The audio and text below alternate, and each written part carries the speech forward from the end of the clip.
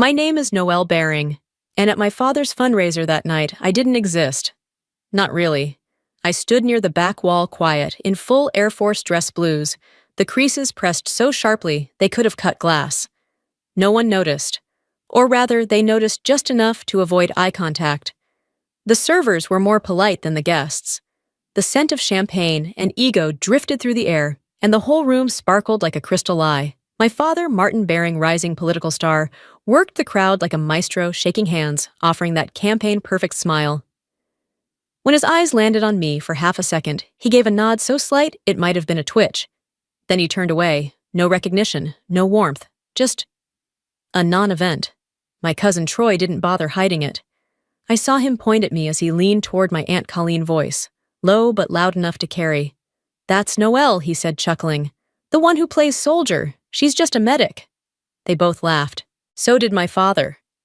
That one stung more than I expected.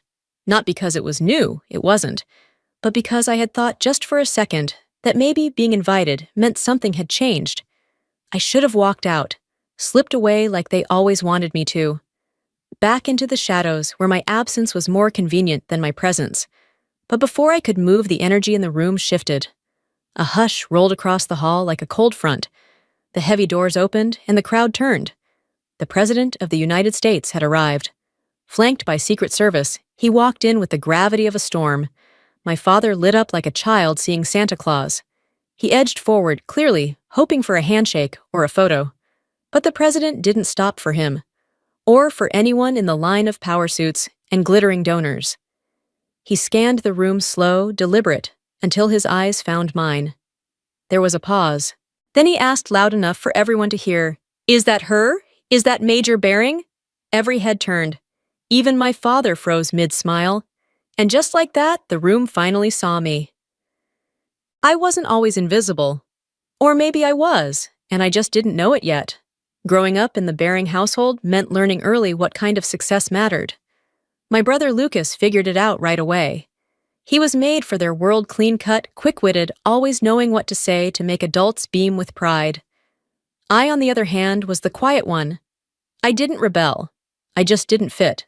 While Lucas recited mock trial arguments at the dinner table, I was sketching anatomy diagrams in the margins of my homework. I once brought home a science fair ribbon for designing an improvised field medic kit, and my mother barely looked up from her laptop. "That's nice, honey. Did Lucas get his internship?" By the time I was 17, I had perfected the art of disappearing in plain sight. I wasn't bitter, not then, just tired.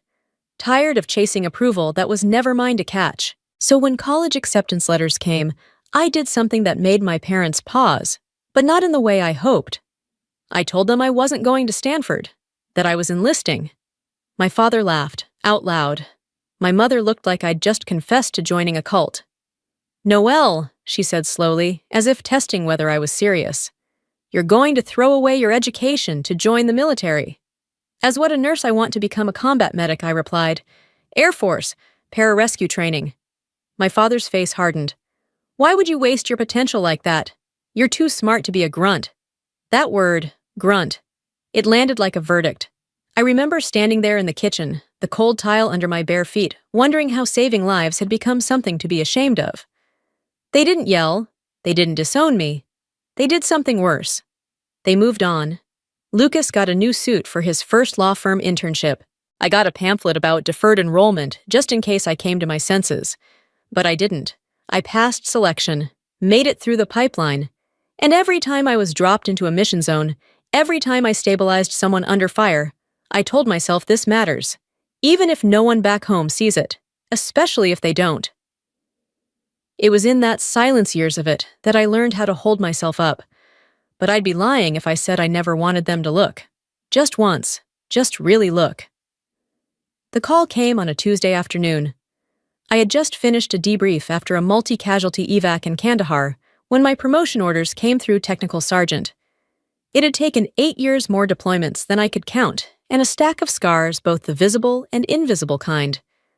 For a moment, I let myself feel proud. And then I did something foolish. I picked up the phone. I called home. My mom answered, her voice bright and composed like always.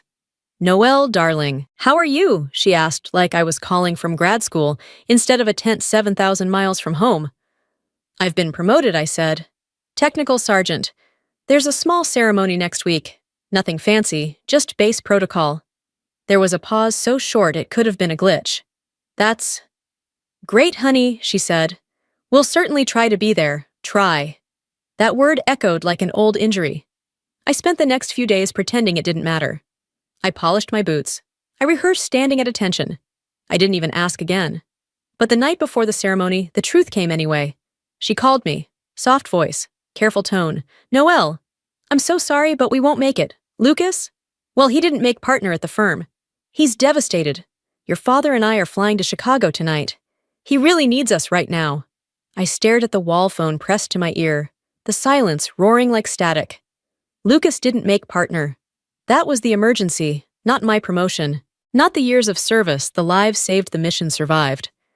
My achievement was an asterisk. A footnote they'd skim past in favor of their real investment him. My mom didn't notice the shift in my voice when I said I understand. She just thanked me for being so mature.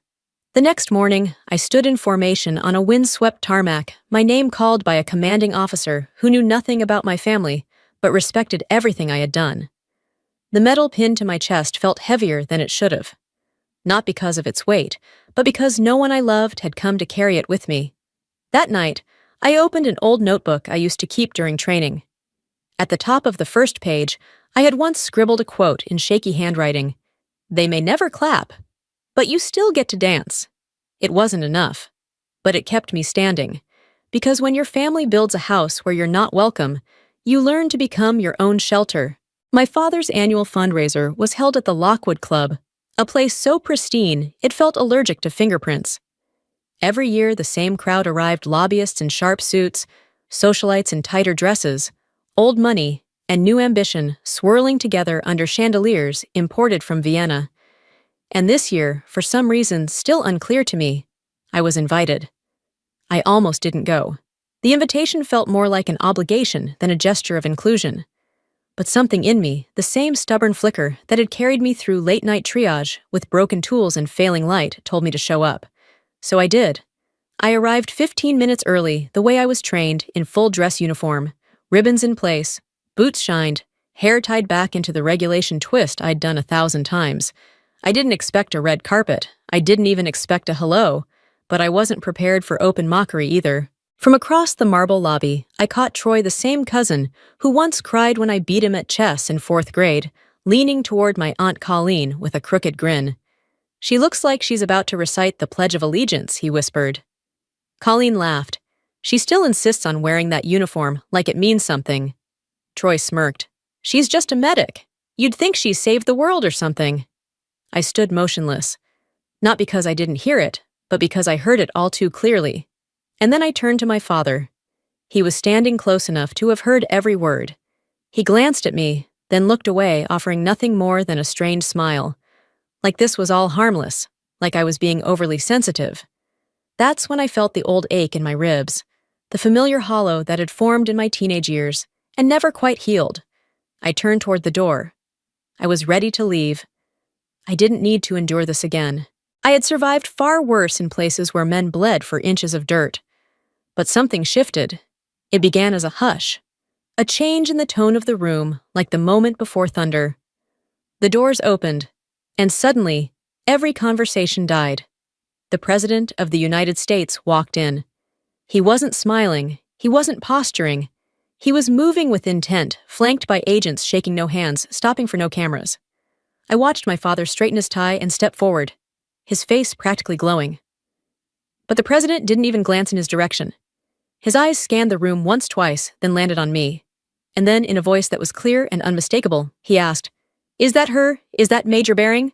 Every head turned, every glass paused midair. The air left the room. I stood still. And in that moment, I wasn't the medic. I wasn't the burden. I wasn't the disappointment.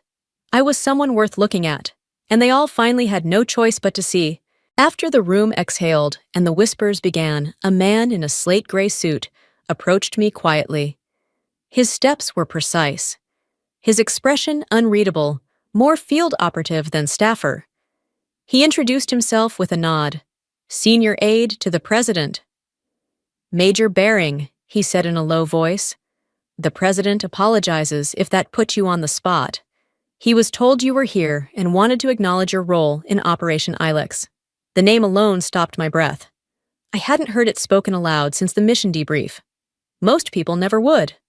The aide continued without waiting for a reaction. Your leadership during that recovery, under fire, with limited resources, was noted at the highest level. The asset was critical. The situation, near impossible. Your decision-making likely prevented a diplomatic disaster. He paused, then added almost gently, the president would like to present you with the Distinguished Service Cross. There will be a private ceremony at the White House next week. Just a few key people, if you're willing. My pulse settled into a cold, quiet rhythm. It wasn't adrenaline, it was something sharper. I nodded slowly. I'd be honored, I said. My voice didn't shake. He began to turn away, but I stopped him with one question. Would it be possible? I let the silence sit a moment. Would it be possible for my family to attend? He blinked. Your family? I gave a measured smile. They've been so supportive. I think it would mean a lot. To them. The lie came easily. The aide studied me, just for a second, like he was trying to see behind the calm surface. But then he nodded. We'll make the arrangements.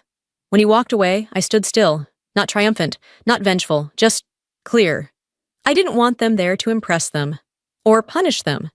I wanted them there because some truths are so vast, so undeniable, they have to be witnessed. And because nothing cuts through a narrative like reality in uniform.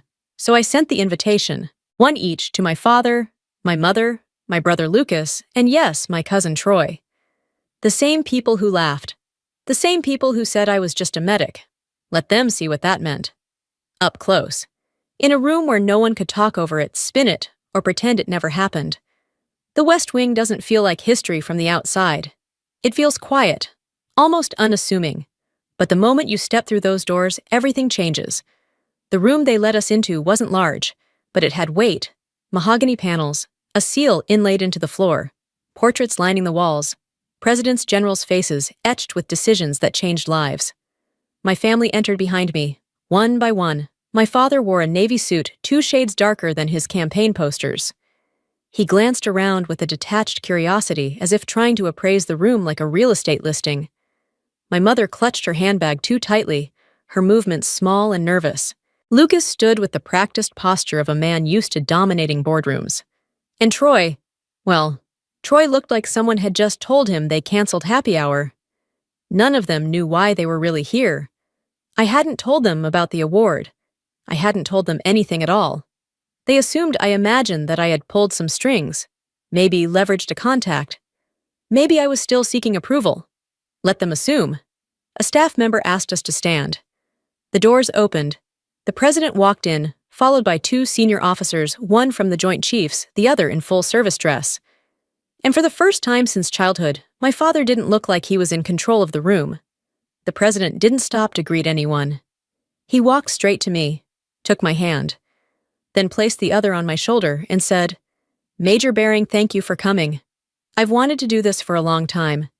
He turned to face my family. I asked them to be here today, he said, because it's important they understand exactly who you are. And then he told the story. Operation Ilex. A downed helicopter in hostile terrain. A CIA field agent critically wounded. No radio contact for hours. And me low on supplies, pinned down injured. He described how I stabilized the agent using only a flashlight and a field kit. How I coordinated air support on a damaged comms unit while holding off a local militia for 6 hours. He described how I refused extraction until the asset was airborne and safe. When he said my name, full rank and title, it rang through the room like a verdict. Major Bering is not just a medic, he said. She is one of the finest examples of courage and resolve our military has ever seen. This nation owes her a debt. Then he stepped forward, opened a small velvet box, and pinned the Distinguished Service Cross on my chest. The metal was heavy, but not as heavy as the silence. I didn't look at the president. I looked at them. My father, whose mouth was half open, my mother pale, Lucas fidgeting like his tie was suddenly too tight, and Troy, hands clenched at his sides, unable to look directly at me. The president nodded. Major, would you like to say something? I took a breath, turned toward the row of stunned faces, and said simply, I was just doing my job, sir. That was all, but it shattered the last illusion they had left. Because for years they'd dismissed what I did as small, peripheral, not worth applause, and now, in the most powerful room in the country, they were forced to listen to watch as the truth stood before them with ribbons on her chest. They had spent a lifetime trying not to see me. Now they couldn't look away. The car ride back from the White House was the quietest hour of my life. No one spoke. The silence was thick, almost tactile, like the air itself was too ashamed to move. I sat in the passenger seat of my father's black town car, staring out the window as the city blurred past in streaks of gray and gold. It was my mother who finally broke. Her voice was light, too rehearsed. We're so proud of you, Noelle." She paused, waiting for something. I didn't respond. My father cleared his throat. That was remarkable. Absolutely remarkable. Lucas didn't say a word. Neither did Troy. Their words weren't apologies. They were Lifeboat's flimsy, last-minute attempts to stay afloat in a reality they never expected. But the tide had already gone out, and I wasn't standing on their shore anymore. When I got back to the base the next day, there was a small envelope tucked into my locker. Inside was a handwritten note from the president's aide thanking me again for my service. Below the signature was one sentence. For what it's worth, they looked shaken. I folded it once, then tucked it into the back of my journal. 3 days later, my mother called. Her voice was syrupy sweet, like she'd just decided none of it was real. Your father and I were talking, she said. We'd love to host a little celebration for you. Just a gathering. Family, friends, press some of your old schoolmates maybe. People should know what you've accomplished. It's incredible, Noelle. I let her speak. I let her try to rewrite the ending. And when she finished, I answered in a voice that felt stronger than I remembered it being. No, Mom. I don't need a party. She went quiet. I could almost hear her blinking. Then I added calm, and even I have to go now. I'll talk to you later. And I hung up. There was no drama, no yelling, no final confrontation, just a line, drawn cleanly. That phone call didn't make me angry. It made me free. Because for the first time, I wasn't chasing a moment, or a nod, or a seat at their table. I didn't need to be celebrated in their house, not when I had stood in a room where the truth was undeniable and finally let it speak for me. 1 year later, I wasn't in a marble hall or behind a podium. I was standing on a training field in Arkansas, my boots covered in dry clay, watching a young recruit fumble a tourniquet under pressure. I had transferred here after my final deployment, taking a position as lead instructor at the combat medic school. It wasn't prestigious. No headlines, no photos, just heat sweat repetition and truth, and I preferred it that way. Out here, I wasn't the daughter of Martin Baring. I wasn't the soldier the president honored. I was just instructor, or ma'am, sometimes major. And for the first time in my life, those names felt like enough. We trained them hard because one day, they'd be the only thing standing between life and death for someone far from home. Some of them were confident, most were terrified, and all of them in their own way reminded me of who I used to be. One afternoon, a trainee named Graves froze during the casualty drag. His partner had slipped the dummy, too heavy, the sun too hot. I could see it in his face he was about to give up. So I walked over, quietly. No yelling. You don't have to finish the whole course right now, I said. Just pull 1 inch. He stared at me. Then he moved. 1 inch. Then another.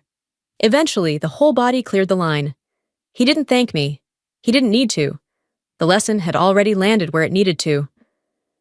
That evening back in my office, I opened my locker and saw the medal case still sitting where I left it after the White House. I hadn't touched it since. Then my phone buzzed. A message from my father. It was a photo of the Distinguished Service Cross, professionally framed, mounted beside Lucas's degrees on the family's home office wall. The caption read, "The centerpiece of the collection. Everyone who visits asks about it." I stared at the image. No heat rose in my chest. No anger surged. Just quiet. He still didn't get it. To him, the medal was a trophy, a symbol of proximity to something meaningful, a way to signal value he never truly understood. But that medal wasn't his to hang. It belonged to the mission no one saw, the voices I steadied under fire, the lives I touched with shaking hands and absolute resolve. I deleted the photo, not out of spite, but because I didn't need the reminder. That night, I walked to the fire pit behind the barracks. Some instructors were swapping stories. Someone handed me a dented mug of coffee. The sky was full of stars, real ones, not the painted-on kind my childhood ceiling once had. And in that moment, surrounded by people who knew what it meant to carry weight and never boast about it, I finally exhaled. They had called me just a medic. But here, in this quiet corner of the world, where truth didn't need framing, that was more than enough.